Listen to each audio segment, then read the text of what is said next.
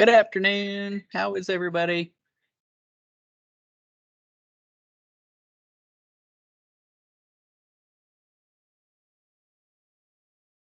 Camera's been disabled. Oh, I should have let you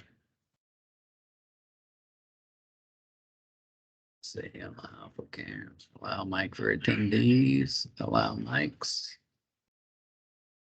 allow cameras. Yep, I'm good. Where do you go? Good, Scott. You made it. You go. Oh, I didn't go. There, yeah, this thing's not. Oh, man, it's not. No, we're unmuted now, Scott. Okay, good. Can you hear me? Yep, perfect. Yep. All right. And can you hear me? Yes. Okay. I'll be listening on your stuff, so I won't be getting that echo in the background. Okay. We're still waiting on. Oh, We still have a few minutes, I think. 30 minutes until we're actually kick off the 2 o'clock. 2 o'clock. Is Krista not again there? No.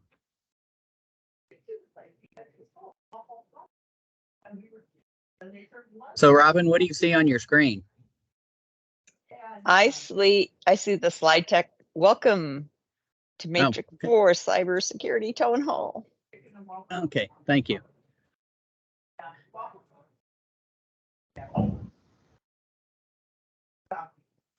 I take it you had a safe trip down to the southern state? I did. I drove down and it was an uneventful drive. So Well, that's a good thing. Yep.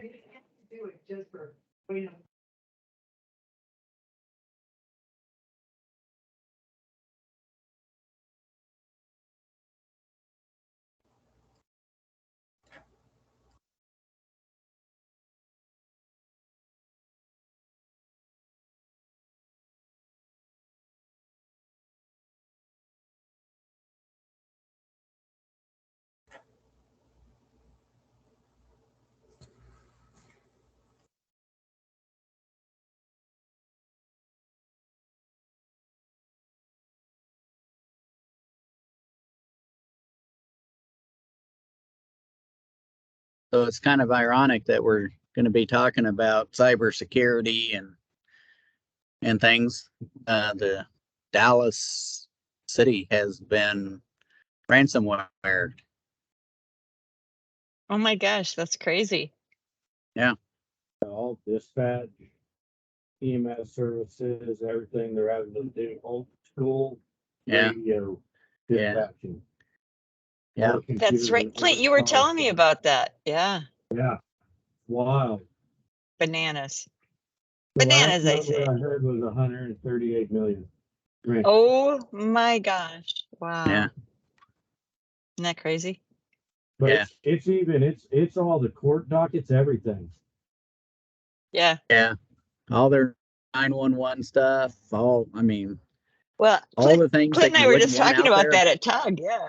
And bananas, Yeah. yeah. It's just, you never know what you know, and then they think, oh, it's just a simple fix, It's not. No, it is certainly not. And one of the things that we're going to be kind of going through and talking about is,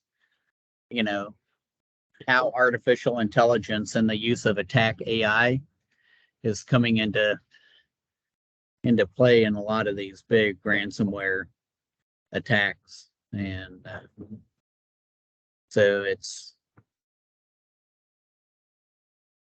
becoming a big deal.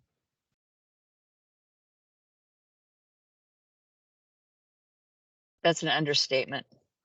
Yeah.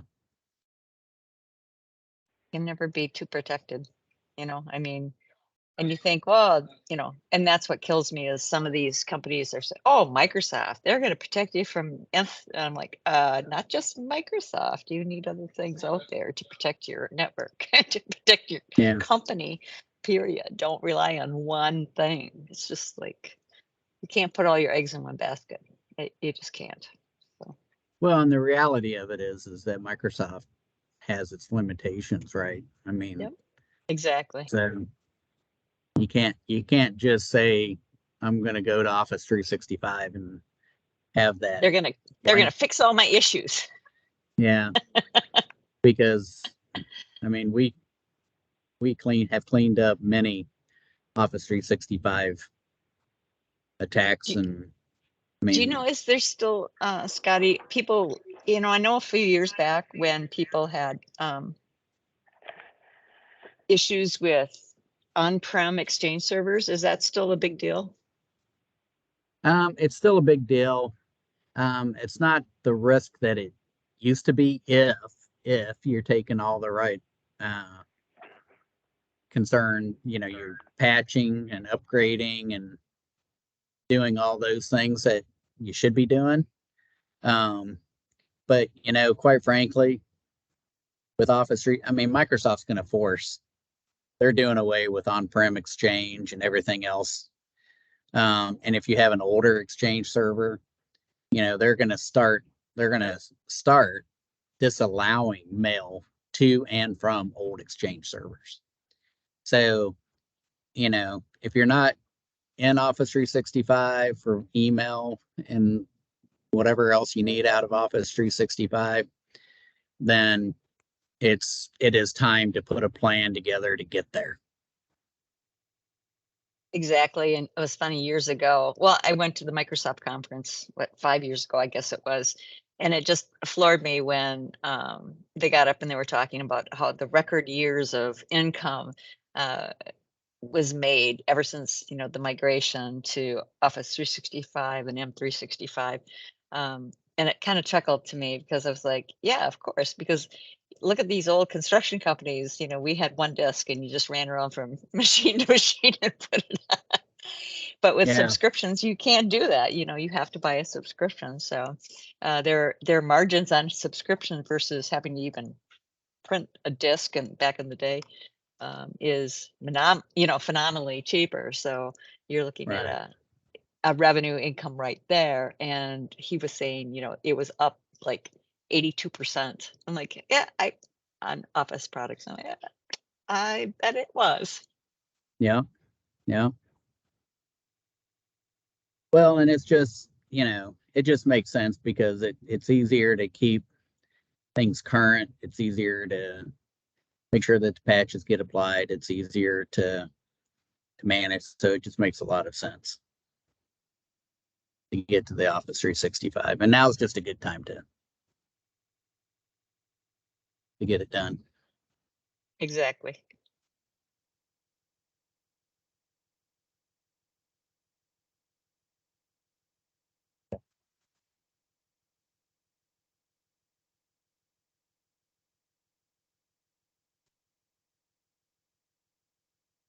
So Drop some links in there. It's all over.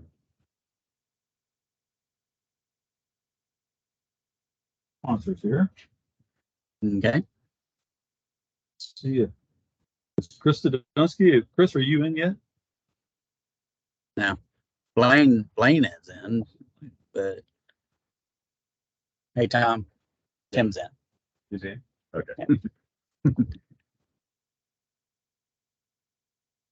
Okay, well, so is he going to join us?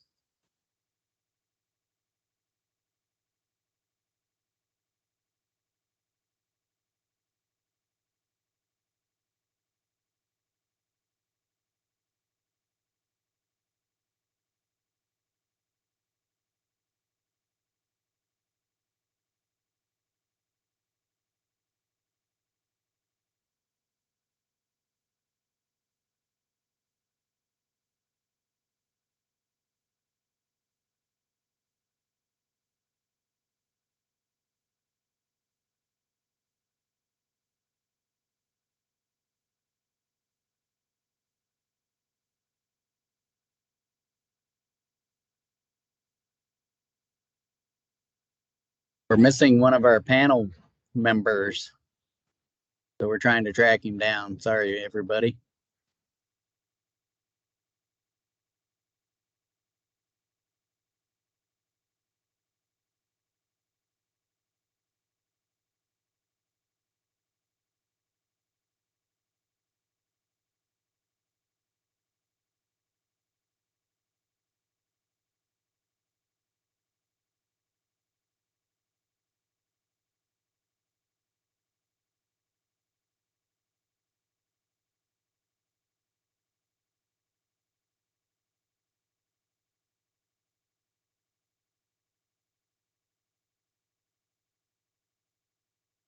Take one second and just push the link for this to Chris.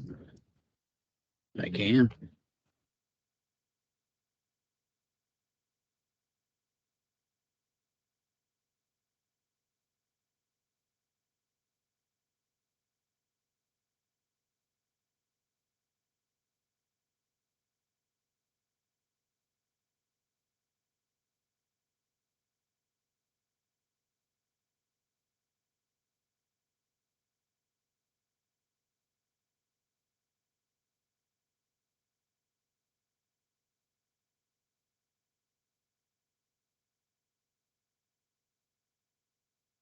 Okay.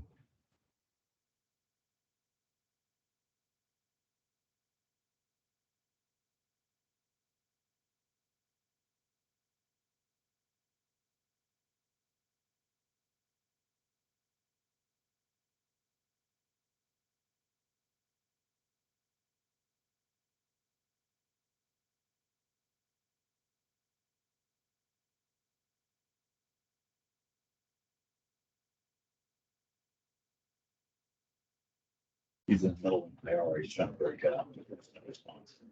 Yes. Good. How are you?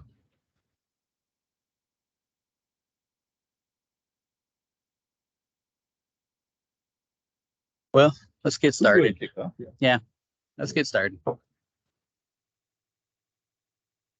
of all, I'd like to start with a thank you for the Herman Marshall team for opening up the beautiful space. And for those who are able to join us here, we got a handful in here that are going to have some nice whiskey after the event. And of course, I can't keep them from all heaven somehow. But really, it's great for Herman Marshall whiskey to help host us and for Winning Technologies as well. And it's also great to have Cal James Forge participate in this. And just so y'all are greatly appreciated. And I think with that, I'm going to just do a quick overview of what we're going to discuss. If you want to go ahead and kick to the overview slide. And we'll... Okay. Oh.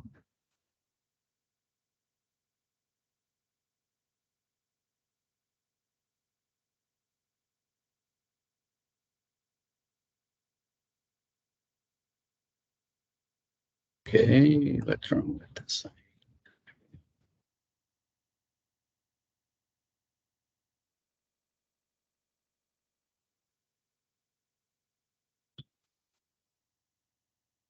Let's start with, first of all, just ask questions. We're looking for this to be interactive. This is not for a panel, just talk at you, but we'd love to have some questions if you have them. This is really meant to be an open discussion. It's about cybersecurity. And for those who want to stay after, we could do some technical demo discussion stuff. We can always set those things up for you. Just let us know what you'd like to do. Again, the agenda today is a little bit of an opening, a little bit of framing, talk about what's going on in the cyber world today. And then we'd like to talk through how cyber attacks take place. There's a lot of misconceptions in that. And then we'll talk about some of the risk and how do you manage the business risk. And then there's also some upsides with your cyber insurance premiums if you have the right kind of pieces in place. We'll talk a little bit about that. And then some Q&A work, and then we'll do some closing comments. And we'll do any follow-ups and such. We'll be sticking around for that.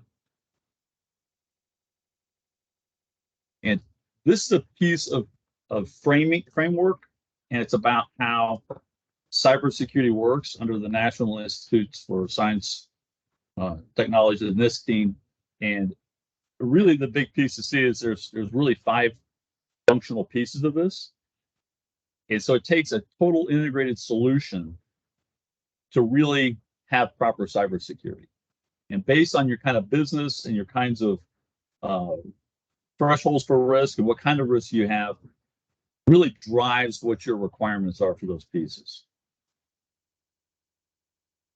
That we'll come back to this slide a little bit later. Okay. We want to go to cameras at this point. We do just our panel piece. I'll do some quick introductions here. Okay. Chris will be joining us in about 5 minutes.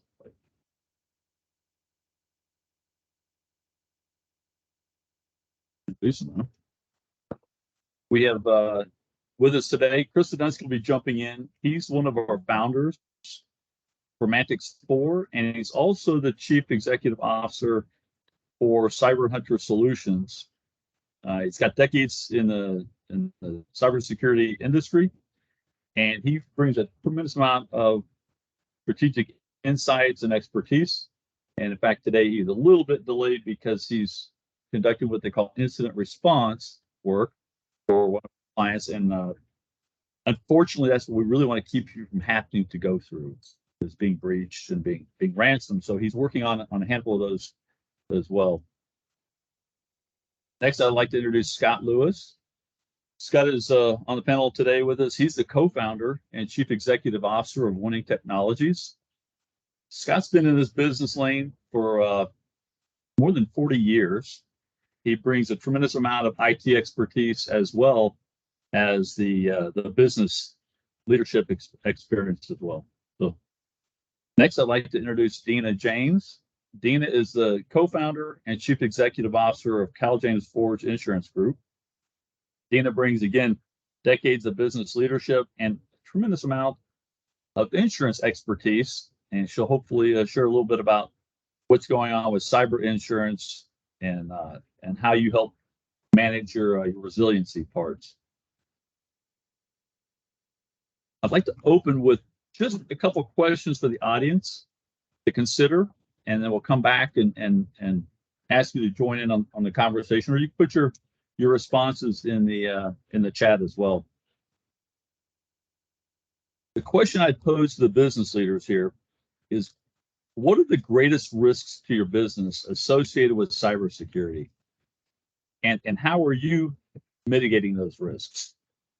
I offer those questions because I believe that throughout the course of this discussion, we really want you to take away some insights that may reshape how you approach what your real risk is to your business, and then how you're gonna mitigate those.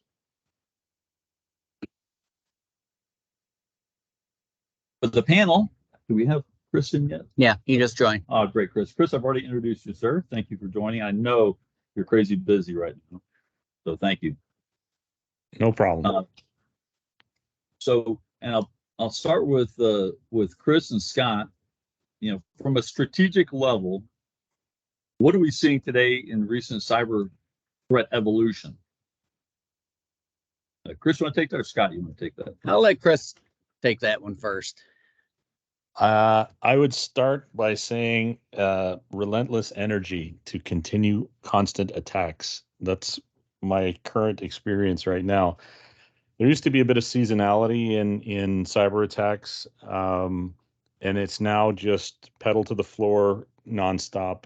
And as people transition from completely on-prem to cloud, and they're in these sort of chaotic moments. There's a lot going on. There's a lot of noise inside networks. There's a lot of movement. There's a lot of things that can get forgotten in all the motion and commotion. And I think that's certainly being taken advantage of,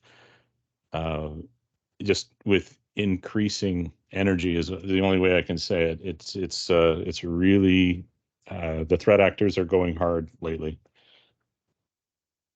Yeah, I agree. And I think with the use of what we're starting to call attack IA, it's becoming easier and easier and easier to launch these attacks, and the attacks are getting bigger and bigger and bigger all the time.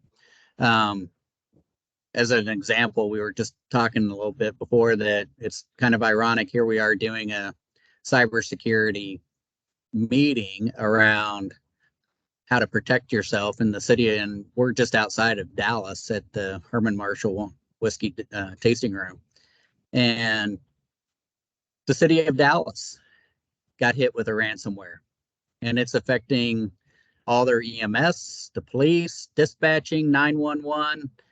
I mean, all of those types of services are currently disabled, and they're having to do that from a old fashioned kind of like walkie talkie methodology right now. And so if you can imagine having to do EMS for the city of the size of Dallas manually, that would be a daunting effort. Because what we're really kind of seeing is people are spending a lot of time and effort trying to protect themselves, but they don't ever think about what to do afterwards, right? So it's interesting how the world is starting to play out. But yeah, we're seeing a lot of increase in attacks right now. It is relentless. And the key feature for me is, and I've become a pseudo expert on recovery and ransomware and everything over the course of the last few years. And it can happen so fast. There's no way a human can keep up. And we think about, well, we've got firewalls and there's going to be alerts and there's going to be this and there's going to be, alarm bells. Well, that may be true. But by the time the human gets around to dealing with it, the event's over. And we'll come back to that, Scott, because that's Okay. that's almost a lead into the visibility piece we'll talk about. We've got some great questions that are popping up here, and I'll take the first question first. It's really about the Dallas one. We don't want to go off on too much of a tangent, but how much, this is from Kevin, and it goes, how much of that incident report will be made public from the Dallas attack? Probably none. That's going to be my answer. Because these are really ransomware attacks where you're being held for ransom. I mean, it's a crime here in the United States, and it's not elsewhere in the world, but in the United States it is a crime. So the report probably will not be made public because it'll be covered under client-attorney privilege. There may be pieces of it that get released to the general public. But the report itself probably will never be released. I'm going to come back to Tim. Tim Hart's asked a great question. I'm going to come back to that, but I really have one question I'd like to throw in here. And you alluded to it, Scott, and I know Chris talks about this. It's the vector of the attack. Mm-hmm. I have a firewall, right? I mean, I saw what do you call it? One of the spy movies where some short good-looking actor that played Top Gun years ago jumps out of an airplane. He's got a parachute. He lands on top of a building. He climbs down the side of the building, cuts the glass, and he gets in the window and he plugs the USB flash drive in. And in 30 seconds, they control your entire network. Yeah.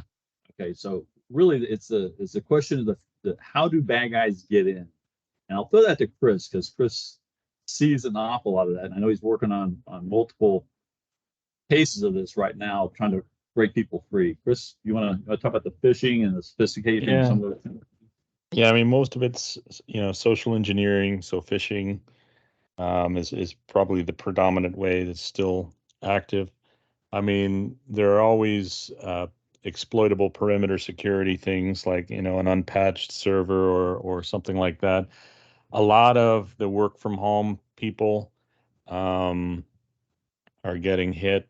And if there are, let's say there's administrative credentials cached on a system that was just configured or recently configured, and they're really not even in the domain regularly. That stuff can be extracted and reused elsewhere. There's a lot of entry points, but it still to this day, a lot of it starts with social engineering, phishing attacks. You click the wrong link, you open the wrong email, you start with that, and the next thing you know, you've got a man in the browser and they're pulling creds out of your stored passwords that you've got in Chrome or something like that. It begins that way.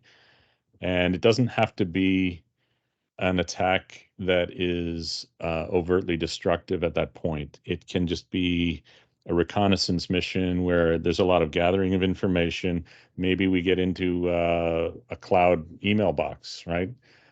We could get into an O365 account that has poor password protection and no multi-factor, and I can sit and read emails for a little while, or create some forwarding rules, or, there's lots of different ways to start gathering information. But once you have information, then you can start to construct an attack. So, I mean, if I had a nickel every time I saw someone make a bank transfer to the wrong company because they've been fooled into paying somebody that they weren't supposed to.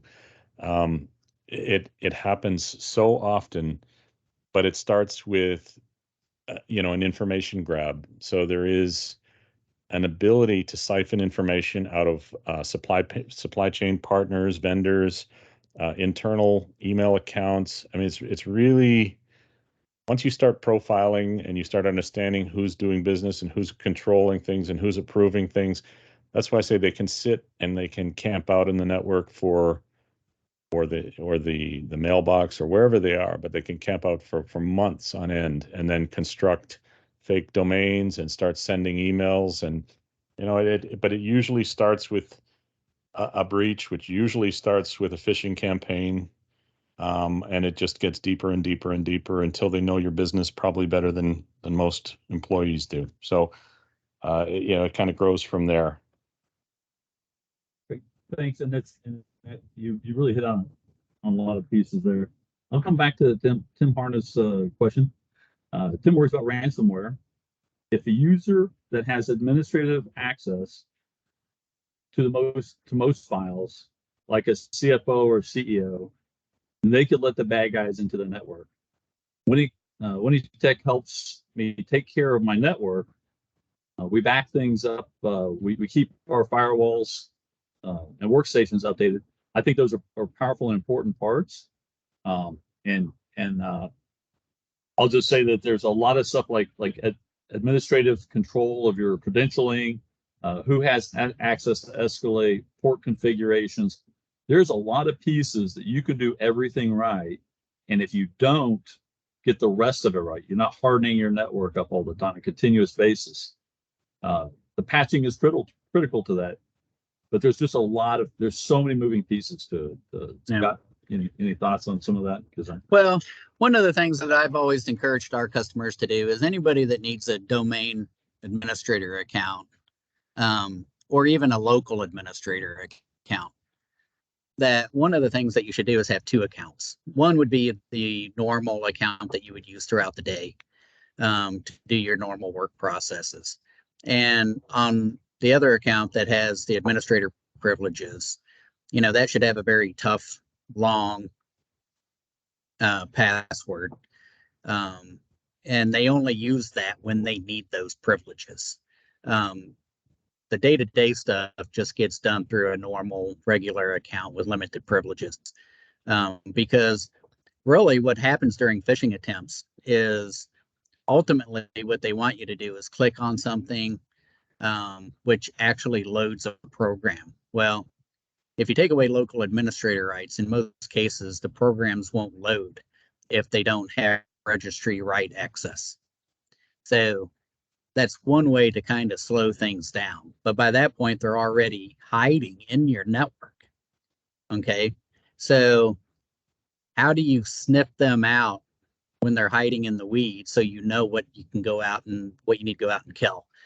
And that's the hard part. And like Chris said, these things, I personally have seen one where it sits on the network. It was an artificial intelligence attack, sat on the network, a remote site for a year, gathering information and learning things and all of that type of stuff. So it's all about being able to identify these things. So I'd like to ask another question. Let's keep it on this track. And I'll start with Scott and then Chris, if you'll jump in on this. It's where do I start? Like I'm a business owner. Okay, got a question that just came in. Okay, let's back up for just a second because there's a question that came in. It's how vulnerable are our pocket computers, aka our phones? That's a great question. Well, it's a great question. And that's an often easily overlooked attack vector. Because in most cases, like I'm an example, I can work pretty much off my phone as if I was sitting behind my computer, which means I'm talking to my network. Okay, so if I'm not protecting my phone by using MFA, encryption, passwords, Patching your phone. patching my phone, doing the upgrades when they come out and doing all of that type of stuff, then I'm creating a vulnerability within my network that can be exploited. I mean, a few years ago at a conference, we have a 10-foot screen that we take to these conferences, and we took one of our guys to the conference, and you have typically about 6 seconds for people as they walk in front of your booth at a conference. And what we were doing was we were hacking cell phones as they were walking by and putting them up on the big screen behind our booth. So it happens very fast and very easy. Yeah, I think that highlights some of the bring your own device kind of conversations and people's networks being. You think your network, your business network might be great, but when your employees are working from home or they're bringing their own device onto the network, I think there's an incredible amount of vulnerability. Yeah, COVID has really changed the way businesses operate in a lot of ways with mobile workers, remote workers. And so it's really changed things. And businesses have been statistically really very slow to react in securing those new vulnerability endpoints and managing those new vulnerability endpoints. So it's something that is definitely a weakness that is out there in the world. Go back to the question I was starting to go down the path of, if I'm a business owner, where do I start? Where do I start with that? I'll let, Chris, you can kick that. I'm sorry, I'll let Scott, you want to start that? Because Sure. I know you guys do auditing. I'll let Chris talk about some of those pieces as well. Yeah, I think one of the things where you start really typically, in my opinion, is with a really good IT audit. So what do you have? How is it configured? Which would include a penetration test, and a vulnerability assessment and those types of things. But if you don't really know what you have and how it's configured, and you don't have the data to build a net of kind of this like net of safety for yourself and your business, then you're really creating opportunities for people. And by doing auditing, just like for financials, they do financial audits for a reason. Well, you should be doing IT auditing for a reason. And they should be done on a routine basis. And then that creates a strategic plan on what needs to be done in order to build a culture of security inside of your business. And once you build that culture of security, then people become more aware. And so with that, it really brings to light they're willing to report things, they're willing to work with the IT department in order to secure the network. Your thoughts on this, and maybe there's another piece in there of. Well, yeah. So I agree with what Scott said, but I'll say, a penetration test is probably the number one thing that I would say to do, but do it in a very specific way. So do something called an assumed breach model, where someone has already had clicked that wrong link, opened that wrong attachment on the email, whatever. Start from that position and assess three things. Really, you want to assess how good are your protective security controls in the environment? So can you stop the bad things that a penetration tester is going to do? They're not going to be destructive, or they should not be. But they should, let's say, put the key in the door and open the door without stealing all the things in it, and show you that you are exploitable in certain areas. So assess how good your protective security controls are, because you may need an update. Look at your detection capabilities. So are you able to see things? If you weren't able to stop them, can you actually see security events happening? Is anybody recording that information? The types of attacks that are being done by the penetration test team, are they actually being seen by anything that you have that's recording anything? And if they are, is anybody responding to it? So just because you're collecting all this logging information, if no one's watching it and no one's responding to it, it's useless until after the fact and you've been hacked and someone wants to see it. So do that first. You'll probably be surprised, if you've never done it before, how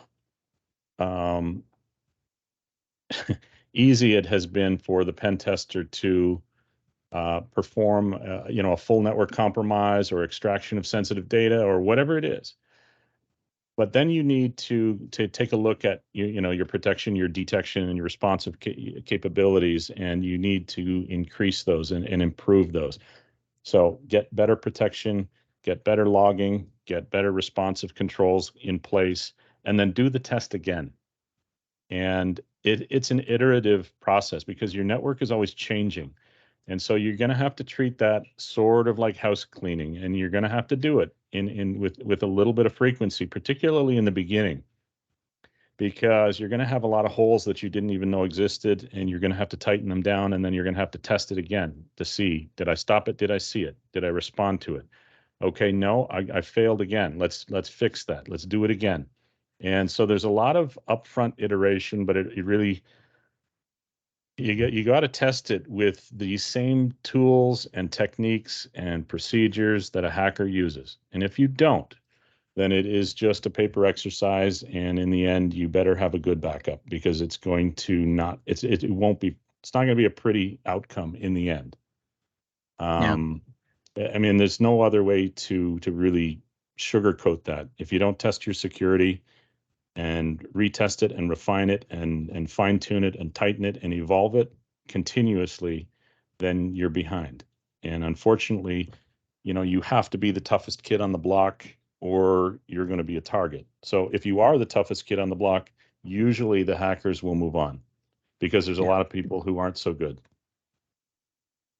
Yeah, I was reading a NIST report the other day where, according to NIST, National Institute of Security and Technology, or Science and Technology, only about 14% of American companies would pass a penetration test. Yeah, I'm surprised it's that high. Yeah, and most would not, and most would not pass even a compliancy test for security prevention. So I think to put all that together, the whole connection between, I guess, the importance, the criticality and the importance of doing an audit and a penetration test up front is, I'll just say this frankly, every single time we look at one of these, we do one of these, the even some technology companies we've done these with, yeah, they don't even know what their network looks like. Right. They're surprised. They don't even. We find parts of their network and assets that should have been retired, or things that are, it's shocking that, it's actually not shocking, quite frankly, because most businesses are in the business of making money and they're trying to move forward, and they don't build their network in one day. They build it over time, and you kind of back into a network. So. Well, but that comes from a couple things. Is in most cases, IT departments are really kind of underfunded. So the IT people don't feel that they have the resources to properly secure it. Secondly, it's a mentality of IT people. We've gotten used to the traditional way of network security: permissions, firewalls, antivirus, things like that. And so I've been going through this with my team, and I know that there's a couple of them on here, and they'd probably agree that I've been pushing them to kind of think outside the box around security. You have to start thinking like a hacker, and you have to start implementing layered security controls that, if you don't catch them in one net, you catch them in the other. The problem that we run into is most IT people, because of, IT departments are traditionally underfunded, is that they don't have the time in the day to check, if they're a Mantix4 customer, they don't have time to go in and check those alerts. They don't have time to check virus alerts. They don't have time so they become somewhat complacent in their approach, that they're looking for the alert, right? Instead of managing the defense. And, without thinking about, well, if I'm getting an alert, that means that something has already happened, versus how do you prevent that alert from happening? Well, it's a great segue into why. And I have a question here. Somebody, the only question they have says, tell me about Mantix4. And I'm going to start that question with, why is network-based detection and response important to an integrated managed security solution? That's the question I would ask. Chris, you want to start with the network side? I know you talked a little about that. Well, okay, so I'll give you a good example. So, in the middle of an incident response right now, and there's the usual, as Scott was just saying. You got a firewall, you got some antivirus running, you got things going on, you've got some IT tools in play. The problem is there's really no, you have to take the endpoint's word for things that this stuff is happening. And what happens, the larger the enterprise, what we always find is there's a whole bunch of things that aren't properly covered, either with protective security controls, or they don't have their logging, or they're brand new and just turned up, and things aren't configured, they're not quite done yet. It's always the way. And so depending on when an incident does occur and where it occurs, you could have major blind spots. And network detection and response is a very good way to have that kind of medium elevation view of everything that's going on in the network. So as an example, you might have software logging all kinds of Windows endpoints inside your network. That's fine. But what happens if there's a rogue Linux device in there and you just didn't have any software for it? Or someone's plugged something in that, there are ways to, you can put stuff inside the network that avoid detection because they're not part of the corporate security stack. And what network detection and response actually identifies this stuff, because if it's on the network and it's chatting somewhere, you need to have visibility. The other thing I would say is I see there's an awful lot of firewalls out there that just do not provide an easy way to get at information. I was just asking about a particular vendor. I asked the tech to get me some logs of outbound communications on the firewall, and he sends me a postage stamp sized picture of a graph and saying, well, here it is. And I said, well, I see there's a little spike last week on this date and time. Can you give me the IP addresses? Oh, no, we didn't have that feature enabled. We don't know what IP addresses were leaving the firewall. There's no log record. I was astonished to understand that there were firewalls out there that did that. And this is a name brand that no one is going to, be unfamiliar with. But that visibility just isn't there, and all the time. And it's such a key lens of discovery for malicious activity. It is one side of the coin. You've got the endpoint behavior, but you must couple that with network behavior and understanding of network communications. What's leaving your network and where it's going is super important. So, in the end, that's ultimately how they communicate with your network and the hacked components, and it is how they steal things. It's through the network channel. So you need to have that there. Someone's got to be watching the network traffic for sure. Okay, so just to make sure that there's clarity here, we say an endpoint that's your data. That's a operating computer. doing that. It's a computer. It's a Yeah. it's a It can- laptop, a desktop, a server. And the network is really about how it all interfaces and it functions together. Yep. And then there's a behavioral aspect of I know Chris, you and the guys look for the SOC, the Security Operations Center analysts and engineers like yourself and the other guys do, because you're looking at should it be doing that? And sometimes Yeah, it's not always that cut and dry, right? And so that's why you need context from a lot of different sources, because in again, the larger the network, the more IT stuff is in there. And IT stuff curiously looks like hacker stuff a lot of times. And unless you know what your IT company is doing as a security company, you look at it and you go, I'm not sure. That looks really suspicious to me. And then, you do a little deeper dive and the IT team will say, oh, yeah, no, that was us. We were just doing something. We were doing this sort of thing over here, and we were using this tool because we had an issue. And it's the problem or the difficulty or the challenge with security, and why you need so much context and coverage, and network traffic analysis and network detection response are different types of context. You need it because you need to sort out things that look like IT. Everything looks like IT, and hackers use IT, and they use things called living off the land binaries and scripts. And that stuff is resident on your laptops, your desktops, your servers. And they leverage those tools, same ones that IT use, but they use them for malicious purposes. So you use your dinner knife to spread butter on bread and toast. Well, they would use it to, cut someone. Totally same tool, different purposes, and that is the challenge, and that's why you need context. So NDR is more context, which is necessary. So I'm going to take that. There's a couple things we do with the Mantix4, and just so everyone knows here, I am the retired Marine Colonel and the Vice President for Sales Market Development for Mantix4. But there's a couple pieces that we try to get at, and that visibility piece, the integration of all the endpoint pieces coming off, those security functions, all the logging and all that. But there's another part that we do, and Chris, you talked about that as well as Scott, and that's the hardening, the continuous cyber hygiene assessment and hardening of your networks. Chris, you want to talk about that for a second, because that gets back into the configuration. Yeah.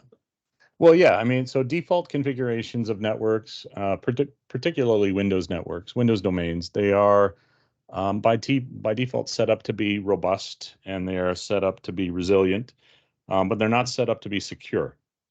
And so there are a lot of exploitable things that a hacker can do once they get on the inside. And so let's say, you've got a company, and your employees are sitting at their desks, and someone clicks the wrong link, and a hacker is now inside. They've been invited inside the network.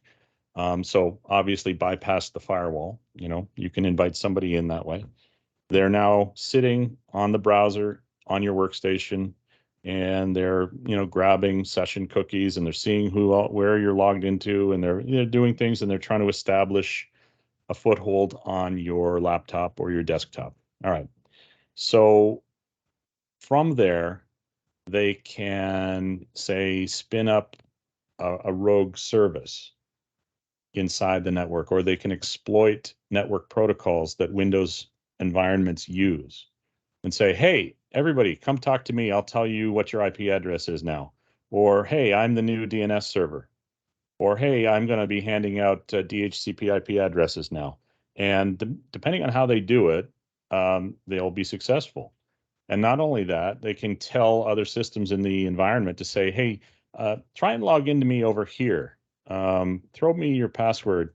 I know it's encrypted, but just send it to me anyway, and try and log into this nice, juicy service that I have for you. And the Windows systems don't really know that this is not right by default, and so they will do that. And the hacker will take that credential, and they'll turn around and they'll use it to attack other systems in the network. And that's how they spread, and that's how they gain access to IT systems, maybe with elevated privileges on them, or sensitive systems, or executive systems. But they spread their way out like that. But that's because things are set up in a default manner. And essentially there are things that you need to turn off, and there are things you need to reconfigure and just tighten down a little bit to make life more difficult for hackers.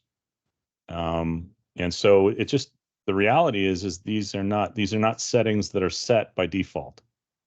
They're things that you have to intentionally enable. It's not going to stop your network from functioning, and it's not going to stop things from working for the most part, but it does need to be done, because otherwise there's a lot of, levers, buttons, hooks that can be pulled to do a lot of malicious things without anybody the wiser. Yeah, so Artemis asked the question about living off the land. Chris, you kind of alluded to some of that, but go ahead, sir. Yeah, so living off the land, binaries and scripts, it's a term, LOLBAS, and it's a term basically for saying, look, I, as a hacker, I'm inside the network. I'm not going to pull my hacking tools into the network, because then you guys are going to find me. So what I'm going to do is I'm going to use tools that are already right in front of me on the machine that I happen to be sitting on. And I'm going to run these things in a malicious way to do malicious things. And your antivirus is not going to look at them and say, hey, those are bad things, because they're not. They're good things. They've already been verified by antivirus as being good, but they're just being used in a behaviorally bad way. And so, living off the land just means I don't have to bring anything else to the party. I've got everything I need right in front of me, and I'm going to use the system to do the attacking without bringing any foreign element in here that could be picked up by antivirus. I'm gonna go to Lynn Pace had a question. Or a comment. I'm gonna share it, and then I'll go to the next piece. I think we may have talked a little bit about what Lynn's comment is I worry about the lack of controls and our business partners that cause us to get hit with ransomware. And years ago, it was our IT company that passed on ransomware to us. Just last month, our website company passed along a major hack to us via our website and emails. It is hard enough to keep our employees acting responsible, and then our providers fail us. I think we've already, internal to the winning tech Mantix4 and some of our developer teams have actually hardened up all of our vendors, and I think that's an important aspect of how attacks take place. Scott, you want to share a little bit on that? Or yeah. Well, should I go too far? Yeah, I could do a whole webinar on that, but it is important now, more important than ever, that you work with your partners and your vendors to make sure that they're going through SOC, security operation certification, and things like that to make sure that they are meeting standards for protection. You need to make sure that they have proper protocols in place, that they have proper antivirus, that they have defenses up, even to the use of using defensive AI, which is what Mantix4 is. But as part of your corporate protocols, going out and working with your suppliers, your vendors, your customers, you have to do that nowadays to make sure that they're staying current with their stuff. And it's not unreasonable anymore for companies to ask for audit reports. So we see it all the time. CJ Fig, who is on the call, Dina, I'm sure that insurance companies want to see those audits and want to see that you have defenses in place and what you're doing to protect yourself. And in some cases, what you're doing to make sure that your customers and your vendors and suppliers are protected as well. I'm going to ask one more little question for Scott, you and Chris to talk about, and then I really want to pull Dean in, because I think that the cyber insurance is a very, very important part of your business modeling. But really, the question I'd ask first is, why manage services for small businesses? Well, the problem is that, like we talked about before, is IT departments are typically way underfunded. And by using a managed services, either to support your in-house IT department or using managed services directly, brings more resources to to the table. And you can use managed services either for SOC operations, managing your security, looking at these alerts, managing the alerts. You can also use them to help just simple help desk tasks and things like that. So managed services can bring a lot of dynamics to your business that internal IT or people just simply don't have the time to do. They're not going to get people. People are expensive. Yeah, they're very expensive. And get with resources table that you need only for what you need and pay for only what you need from them. So there's a lot.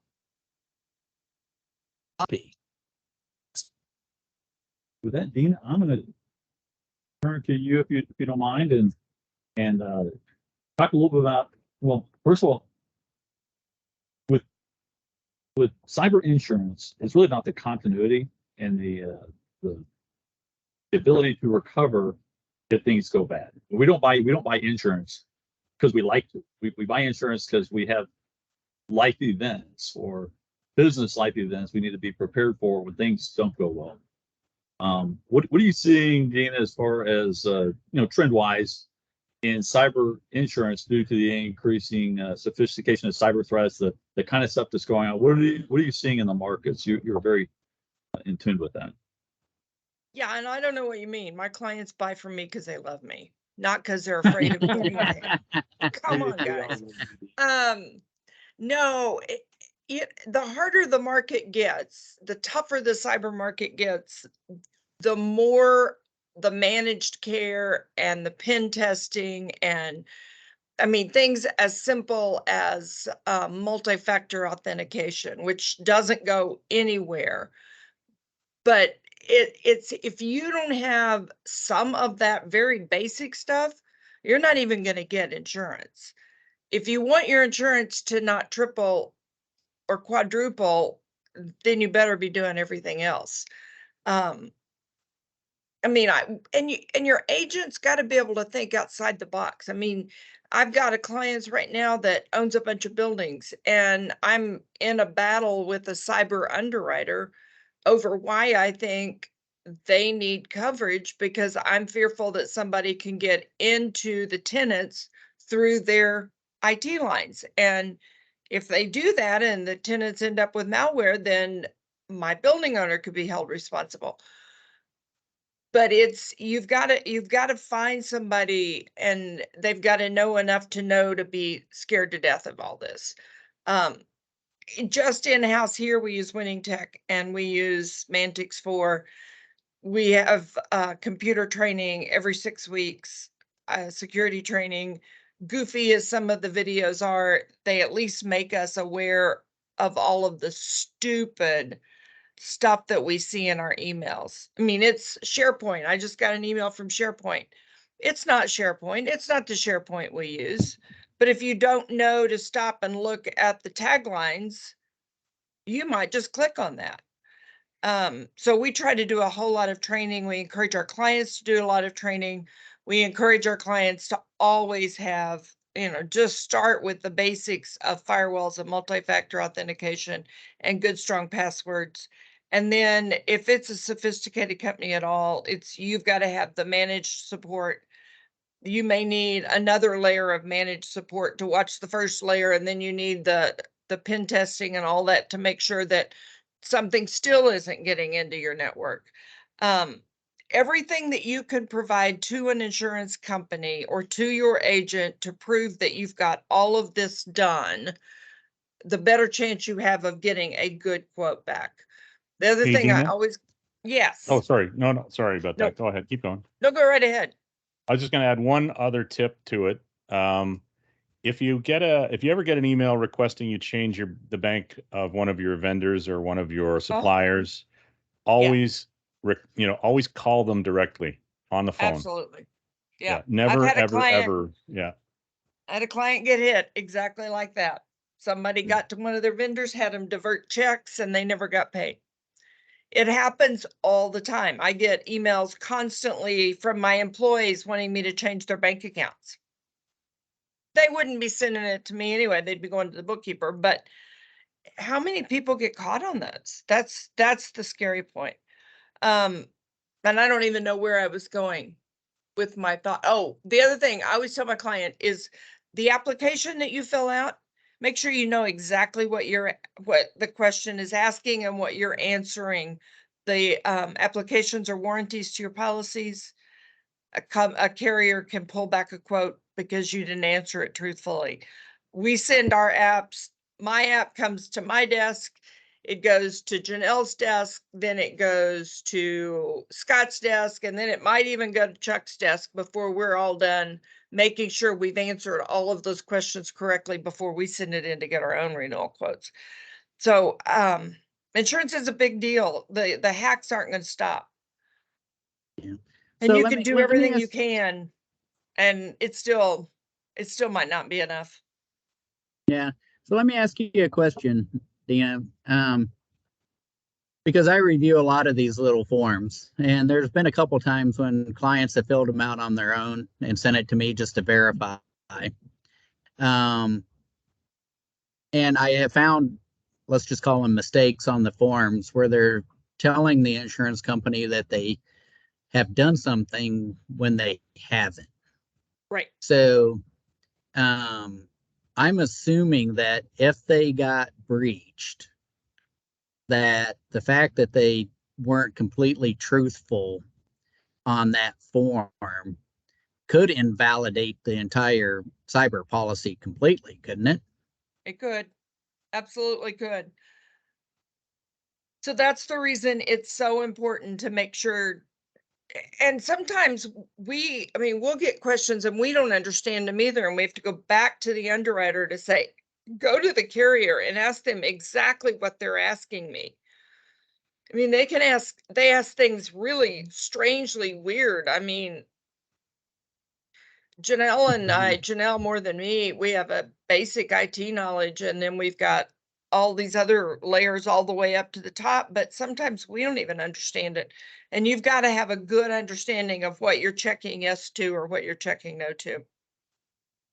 Yeah, I think there's an omission and a commission function of, did somebody intentionally fill it out incorrectly? Because I can tell you before I was ever involved in the cybersecurity lanes, I could look at those forms and have no idea.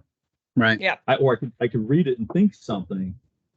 Yeah, we got that. And it's, it goes back into, if you get an audit, you get a pen test, you get those things done up front, and you have a good managed service in place, the managed service team will help you fill out that form.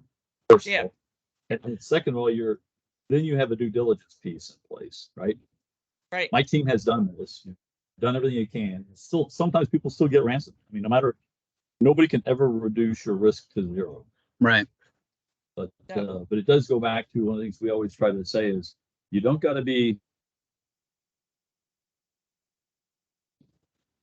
a harder secure than the neighbors. Right. Because the cyber criminals are in the business of making money and or stealing intellectual property or damaging the business. So if you're hard, they're going to go down the street to the next house, right? Right. Well, and that's the way it is when I'm doing audits. So when I'm doing technology audits, and I've done better than 1,000 of them, you look for controls, right? So you test the control's there, the control's working, and it looks good, and the data that it's returning is valid. Okay. Well, at that point, there's no real reason to go digging any further on that particular subject because the control is already in place. The control is working and it's reporting data. It's when the control is there, but the data isn't either coming back correct or it's not coming back at all. And that's when you start digging in. And that's what, going back to something that Chris said earlier, was, a lot of times we'll do vulnerability tests and check the controls on firewalls, but it's not reporting back. It thinks it is, but it's not. And so what we have to do is dig in and figure out why is that control not working. And in some cases, it's because it's just old. It's outdated, it's old, it's not current standards. And what we're using to test the vulnerability, the firewall doesn't know what to do with it. And so at that point, you have to look at how do you fix that, which in most cases, it's either the service is turned off or the firewall is so old that it's just a simple replacement. Yeah, we've seen a printer, not to throw Dean out there, that it was antiquated and could not actually be upgraded to the proper, going to get into technical SMB type protocols because it was just old. At a certain point, are you going to risk your business for the price of a new copier? Right. I mean, there's certain kinds of things you can mitigate, but the answer is Mantix4 would not have known about that vulnerability if the proper auditing and pen testing and things had not taken place. And the proper controls the being in proper place. things put in place. So Mark Lewis has a question. We're kind of running through our time here a little bit, so I want to get to Mark's question, and he asked a really great question because I've asked this question when we first started down this path of cybersecurity solutions. Is there a standard checklist of policies and procedures that insurance companies require that could be reviewed and submitted as a report to a board? That would be a better Dina question, but I haven't seen one. What I use when I'm doing audits is I use like ISACA standards, I use NIST standards and things like that, and try to manage it against those controls and those recommendations that come from those organizations. I personally have never seen an IT checklist that is a formalized by the industry of the insurance. It says if you meet these requirements and these levels, this is what we need from you. Dina, have you? Yeah. You're I the have not. insurance. Yeah, I answered the question because the ultimate problem is that the cyber insurance is not a standard coverage. Every carrier's forms are a bit different than the other carriers, and every carrier asks for something a little bit different. What we have done, the best shot we've had at it is to go straight to the carrier and say, what do you want to see? And typically they can say, we have to have X, Y, and Z, or we won't write it at all. I wish there was a standard form, Mark. I would love to get my hands on one just as much as you would, because we're asked this all the time is, can you give us I can't, I just don't have one. I can tell you that if you don't have a firewall and you don't have multi-factor authentication and you aren't using Office 365, if you're using Office, and I can give you some of those real basic things and say, hey, if you're not doing that, I'm not going to get you a quote. But I can't tell you exactly what your carrier is going to need. So Dina, just another kind of general question. So you made the comment that there isn't one kind of standard cyber insurance. How do you go about through the process of determining what kind of cyber insurance you need? You find a broker that's willing to read the forms. That's the only, that is the, I mean, there's not a better answer. I can look at quotes or proposals from carriers all day long, but until I sit down and dig into the actual coverage form to see what it covers and what it doesn't cover, which is even more important, and then know the client well enough to know that that non-coverage is my problem, you're never going to know. Yeah, Dina, you made a great point there, and it was kind of subtle. I worked in the insurance industry a little bit as a large loss catastrophe adjuster for a couple of years, and the one thing I will offer is not all insurance agencies are created equal. In fact, there's quite a disparity in skill and understanding. And one of the things I really like about Dina and the team over at Mantix4, you have significant expertise to work with your clients on specific business models and what their needs are, as well as personal coverages. but there's only two experts on your policy. It's going to be the agent that sells you the policy, and it's going to be the adjuster that calls you up when something goes bad. Most business leaders are going to require a bit of trust, and you got to be very selective who you choose to be your agency. I just leave it at that, because really only two people are going to really be experts on it. That's the person that sells it and the person that settles it for you. So, Yeah. Tom, you have a question, sir? Yeah, I have just a question that's part of this discussion, and that we talked about, like, Mark wanted to know what that level of, that document might look like, but what's the minimum? Like, there is kind of a minimum, like, won't even talk to you without the firewall. Yeah. So Right. maybe you talk about, or maybe at some point share a minimum, and then as a building block to build off of, right? Well, We all know you need a firewall and a switch in your network and that, I would say I'd offer up front, and I'll let Scott and Chris talk to this, because I think there's another piece of this. An audit report and a pen test final report that shows your things are in good order yeah, are more important to a board than a checklist at an insurance carrier. Yeah. So, but from an insurance perspective, and just like cybersecurity, the question is, what is your risk? mhm. And I've used an example before. I have a friend who his family owns a pallet mill. They generate a lot of money. They have 6 laptops and about 200 employees that make pallets. They generate probably $30 million a year, one of the largest pallet operators in the Missouri Ozarks country. And quite frankly, they asked me, what kind of security do I need? I said, a firewall, patch your computers, and keep paper copy or a backup of your clientele. Because quite frankly, if they ransom you, you could just wipe the computer, restart them, re-image them, and start up again. Your mill is very low tech. There's other businesses like architectural firms we work with technology companies. Their intellectual property is enormous value. So it's really, what is your risk, and then get the right kind of solutions in place to protect your business. And the other part is have the right kind of insurance to cover it if it doesn't go up. Because even if you have a breach, you can be litigated, and you're going to need some coverage to pay for lawyers to protect you. It's not necessarily to get you unransomed. You may not be ransomed. So that's just some thoughts there. I'll let you, Scott, and Chris talk about that, and Dina.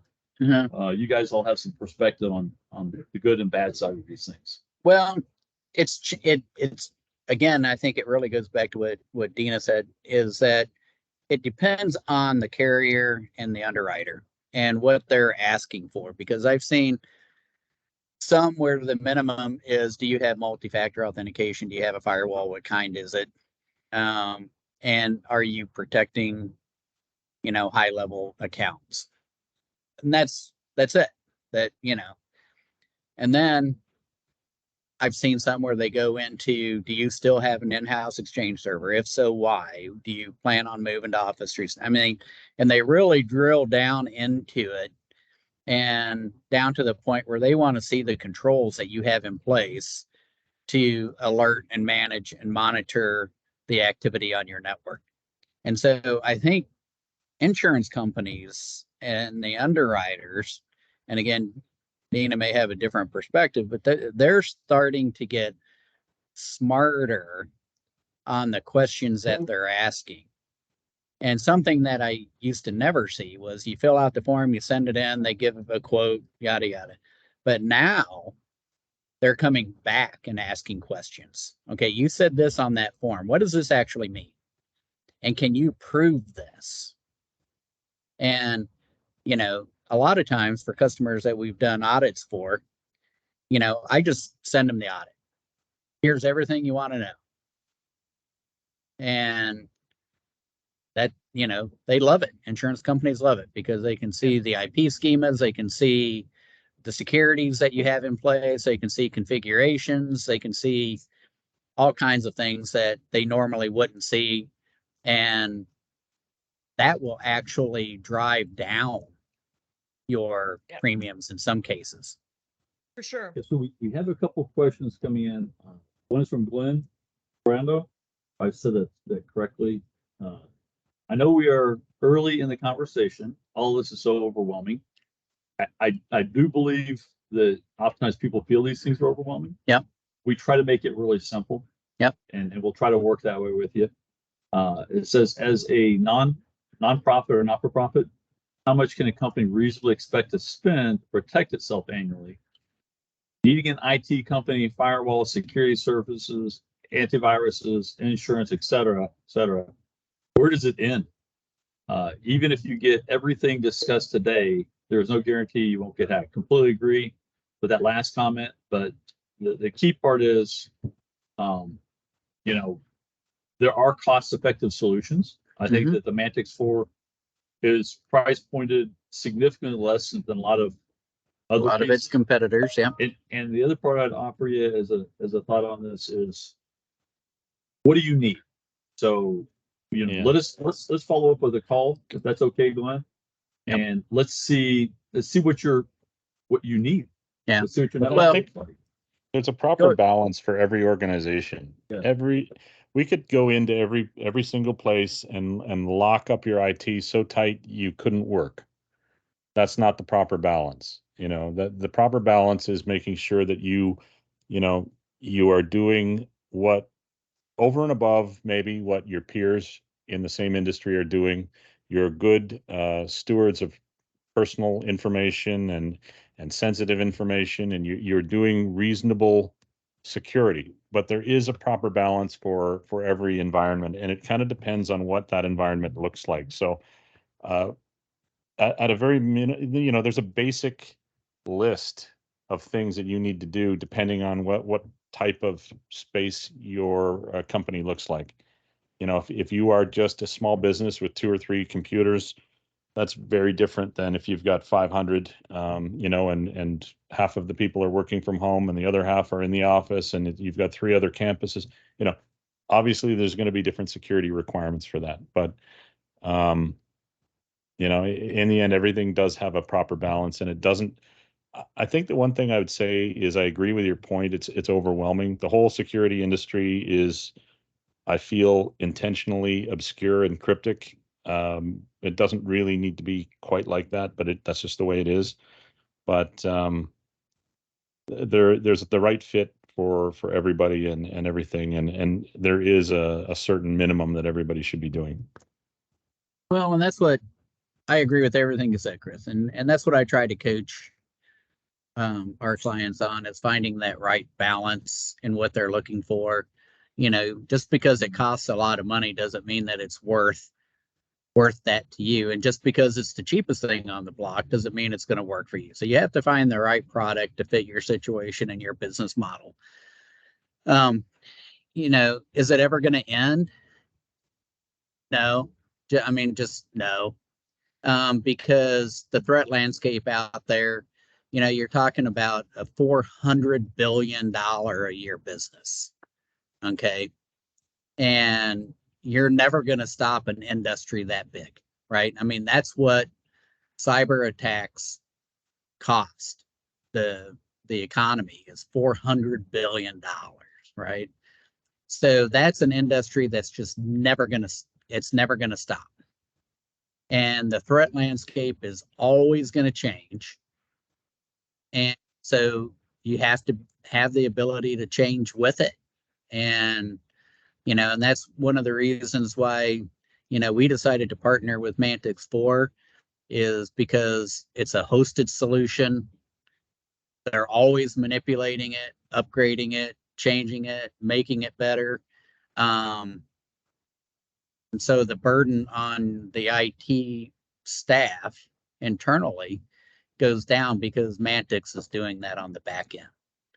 Okay, so it makes it's a very nice package when it comes to having to make sure that you're staying up with the threat landscapes that are out there. But Glenn, no, it's never going to stop. It's never going to go away.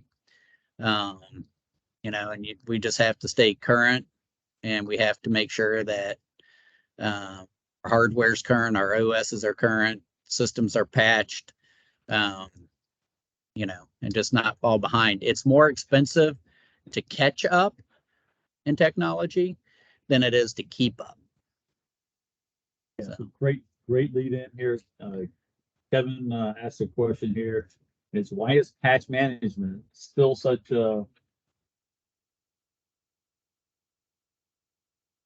my man Cub would call me right in the middle. So the question is, why is patch management still an apparent challenge even even in an enterprise? I know that we must have good solutions for keeping up with patching, but as a person who does not get to touch the systems, I do see outages due to this. Are these solutions not good at working with the vendors involved? Does the hybrid cloud adaptation now complicate this? I will. That is an entire webinar in itself. I will let Scott and Chris talk to that because it is tough. I'll give you kind of the short answer. There's a lot of application, a lot of SaaS programs, which are software in the cloud that you're using. Mobile users, computers that are off. And so patch management requires just simply by default that it can access those computers. If it can't, it just skips it, which means now you've got a workstation that's behind. There are some things that you don't want to just automatically patch, like servers, as an example. You don't want to just automatically patch them. So, it's more complicated than it seems. And there's a lot of moving parts when it comes to doing patching and a lot of thought that has to come into it. But there are a lot of automated tools, and I would recommend that you pick one and use it. But what you have to do is get it all set up properly, and then you're left with managing the exceptions. Okay. And this is where time management comes into place, because you have to actually look at the reports to see what are the exceptions, who didn't get patched, okay, and why, and then go back and capture those. So, and that's where a lot of IT departments fall short, is they just simply don't have the time to go back and look at those reports and then go back and capture what got missed. So it's kind of this really bad circular thing. And then once you start to fall behind, again, it's really hard to catch up once you start to fall behind. And so, it's just something that you always have to be on top of. So Mark asks a question here. He goes, so where does Mantix4 fit as far as detection, prevention, all those kinds of pieces that go into the recovery? I'll do a quick overview and then I'll let Chris and Scott talk to it. But really, there's pieces of all of it. And what we try to do is do an integrated solution, particularly for the managed services. We'll fill wherever you need, but the more integrated the solution is, the solution based on the NIST model, the National Institute for Science and Technology. There's aspects of all of that. Getting left of bad is important. The Mantix4, we put out reports will show what's not patched, what configurations are not right. That goes to the IT team that then Scott's guys in the Security Operations Center can do those fixes. Right? There's pieces that are, if you got hacked, for example, or start seeing a compromise, then you start. That's when the Mantix4 is going to find it, hopefully before an endpoint is taken. If one device is taken, the goal is we then go in very quickly and we can mitigate the rest of your enterprise going down. So there's parts of all of that, but I'll let Scott and Chris talk about it. But it's really it's across all of that we kind of operate. But the identify is really that audit and that pen test you need up front. And we do have one solution that's really for larger critical infrastructure type companies, higher risk, that we can do a hard-sec encryption that is military grade. It's actually used by the NSA and some other entities. U.S. Cyber Command, the military uses that technology. We have that. I don't recommend that for 99% of businesses. It is an expensive solution, and it really does lock down your network. So it's not really pertinent to this, but we work across this with partners to get you the right solution. Go ahead, Scott, I'll let you. Yeah. Yeah, you know, you got to kind of be careful. You can, I mean, like Chris said earlier, you know, we can come in and we can lock this thing down to the point where your people can't work. You know, and the whole idea of this is not to be a security computer Nazi type person, but it's to follow a proper framework. And I put the NIST security model up on the screen. And, you know, it's about following the framework to have a smart security model going for your business. Because you want your people to be productive. You don't want them complaining about not being able to do things, and you need them to have access to only the things that they need to have access to, but then they shouldn't have to jump through hoops all the time to get to them. So the NIST model is a really good model to follow, and it helps put together a program and a framework that will really benefit an organization. Chris? Yes. Sorry, I'm unfortunately trying to do about a million things here. So you know, the general question was, what does it do? Well, I think the primary areas of coverage that we want to make sure we focus on really four things. So as I been saying, protection, which is prevention of malicious activities and ransomware and viruses and things like that. There's detection, which is proper visibility of all the things that are going on inside your network. There's response, which is, well, I'm logging it, but is someone watching it and analyzing it? Yes, they are. And then basically, you know, when it all fails, you also need recovery. You know, everybody needs to have a backup plan as well. You have to always imagine that, you know, if I come into work on Monday morning and everything is locked up with ransomware, how does my business recover from that?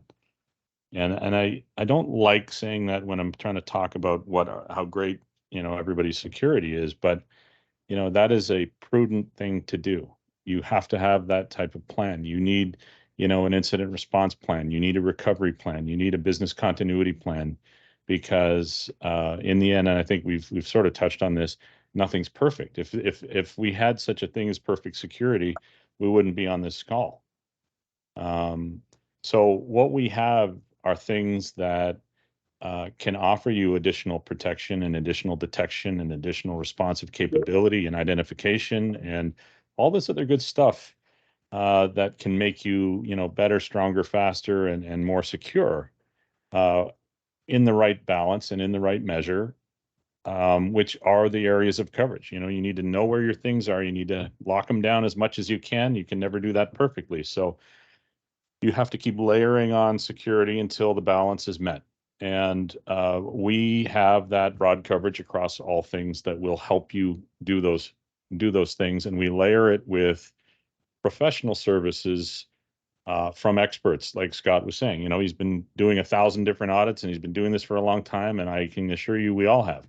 Everybody that's on this side of the call have been doing this for a long time, and we have the no hair in my case to prove that.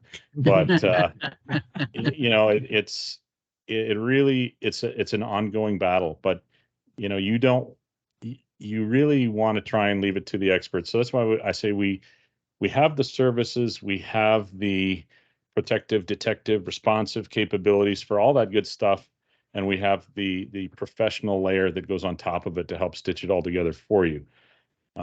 What you take from that, there are, you know, it's fairly modular, so you don't necessarily always need everything. You might just need a little gap filler.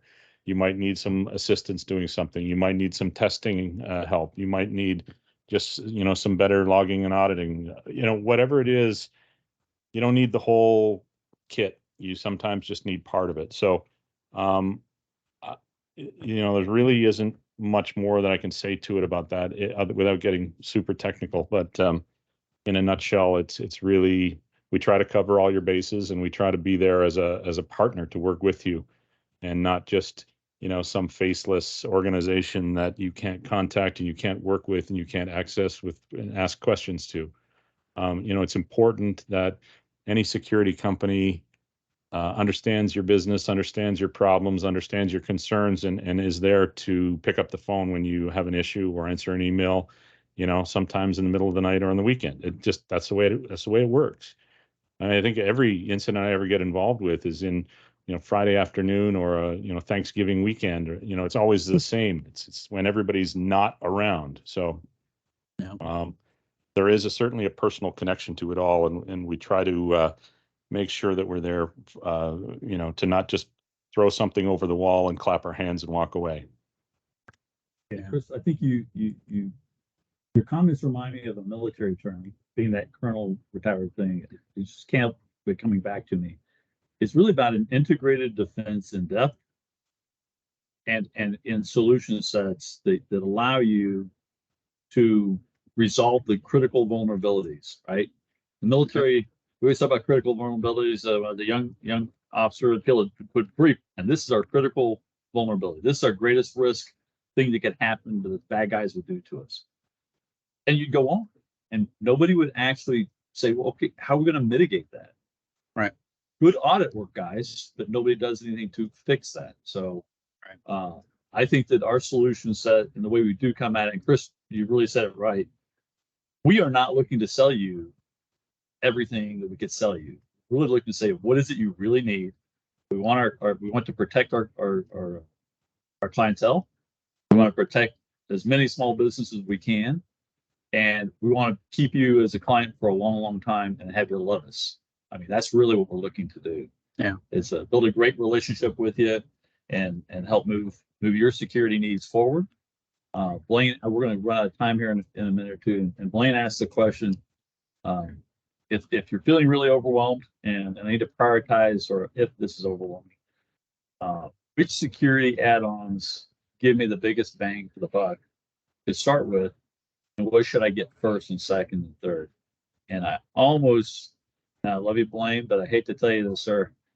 It's going to be different for a lot of different people. Yeah, I was gonna say it's going to be different for everybody. Yep. But you definitely need a firewall and patching. Yeah, you definitely need firewall patching, MFA. And I also put up on a screen that one of the things that one of the services that you can buy is through Mantix4 is the Mantix4 product, which I think Chris is going to do a demo of. If people want, we'll do it all. Okay. Because we really need a DA, because we'll take people into real networks that are live. If that, Okay. That helps. But that integrates with our SOC operations through our Business Manager 365 software. And so anytime that Mantix4 takes an alert on anything, it's seeing something that's out of the normalization of your network, it creates an alert, which then goes automatically into Business Manager, which then hits our Security Operations Center. And then you get notified that something is happening. But all of these that you see, all the things on your screen are fully integrated to each other. They're all working together. So it's a complete package that can work to help your internal IT staff be on top of the security and the management of security and everything quicker, faster than a speeding bullet type thing. But there's no requirement that you have to sign up with the Winning Tech Business Manager type stuff. I mean, if you have an MSP that you like, we'll figure out how to work with them. If you have another partner that you want us to work with, then that's fine as well. But this is certainly an option that provides you with everything that you need to fit the NIST model. So. All right. We're kind of wrapping it up here. I did plug in some at the very top, the URL links. If you want to check out our sites, we'll also try to follow this up with a note with some those links as well. And I'd like to offer, if you'd like a follow up, we'll set that up to talk about what your individual needs are and see how we can help you. In the future, we're going to continue to do these engagements. We will focus on some different verticals like construction, and we have some folks that are in businesses or small businesses or more technology, and we have some that are in trucking and so forth. So we have a handful of these we're going to be doing down the road. But if you'd like to come back and join us, we will certainly keep you on the invite list. And the question came up about your supply chain, your vendors. We are more than happy if you want to bring them in as well. Just shoot us their contact and their information, and we're more than happy to reach out to them and invite them. Quite frankly, if you're not protecting your vendors and yourself, and they're not protecting each other, then that mutual integrated protection is just not there. Yeah. There's a lot of hacks that take place through vendor chain and so forth. Yeah, we call it upstream and downstream damage. So, if you're sending stuff to somebody, that's upstream. If somebody's sending something to you, then it's downstream. And in today's world, with all the interconnectivity and the use of SaaS programs and things like that, upstream and downstream damage is becoming almost routine now. And so you have to be able to protect yourself in both directions. Well, it's the norm now. I mean, people aren't hesitant to engage. I have a client that I was working with yesterday that brought, our one-on-one conversation. All of a sudden it turned into, there was 4 other companies that are vendors, and they supply too. And, it's not that awkwardness anymore. It's almost standard. I mean, people expect it. So that's one thing that I've really noticed on my side of the business. It used to be, didn't want to engage all these other parties. Now people get their feelings hurt when they're not invited to the party. Yeah. That's an important part of it. Especially, and this is one of the things, if you're a vendor and you're a small business and you're wanting to work with the bigger companies, oftentimes they're going to come down and ask you, okay, you need to have insurance, you need to have this, you need to have that, you need to get a pen test and an audit before we're willing to put you into connection, interface you into our network, into our supply chain. Let me offer a thank you. I've got to let Chris Dodunski go. I know that Chris is he's directly leading three different separate, I should say, incident response teams. Chris, greatly appreciate you breaking out for this. It's always a pleasure and an honor to have you in. And I did not introduce this part about you. You are truly one of the smartest cyber dudes I have ever met. And I say that not. Yeah, you got to stop saying that. I don't feel I can live up to it, but thank you, Chuck, and appreciate the time today. I ran offensive cyber teams as in counterterrorism operations overseas. And every time I talk to Chris, I think he's smarter than like every one of my teammates that I ever took out in this operation. So thank you. You'll live a kick out again, Scott. Super to have you in, and Dana. Yep. Always great. Thanks, Clint and Tom and Chuck for joining us here, and some others here as well. Well, before we close down, is there anybody else out there in Wonderland that has any questions, comments, concerns before we end this?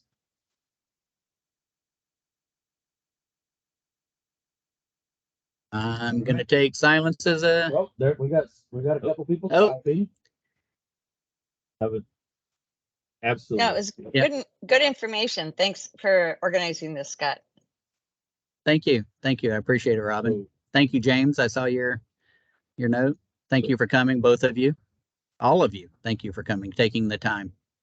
So recovery and business continuity. Okay. Yep. Definitely, absolutely, Mark. And we can try to circle back with you on that directly sooner than later. So. Yep. And thanks for bringing your teammates out, folks. It's great to see quite a good sized group of leaders. So much appreciated. Yeah. But thank you, everybody. I appreciate it. And this Friday, right? It is Friday. So enjoy your weekend. Aside from Chris, who's I was about to say, Chris, who's getting his booked up. Yeah, Chris is You're in a distillery. You're gonna have fun. a good weekend. Yeah. We happen to be at a distillery. You guys could have come down and join us, but we're at a distillery. You I coulda come. know. Well, Clint, where's my invite? No, just kidding. I invited you 2 weeks ago at Tug. I think you Hey, did, we're gonna sweetheart. hold back That's on okay. Well, we'll save that for later. Thank you, Robin. All right, Oh thanks, my God. guys. Thanks, Okay, everybody. thank you guys. Have a great Appreciate it. weekend. All right, you Have too. a great weekend. Bye bye. Bye-bye.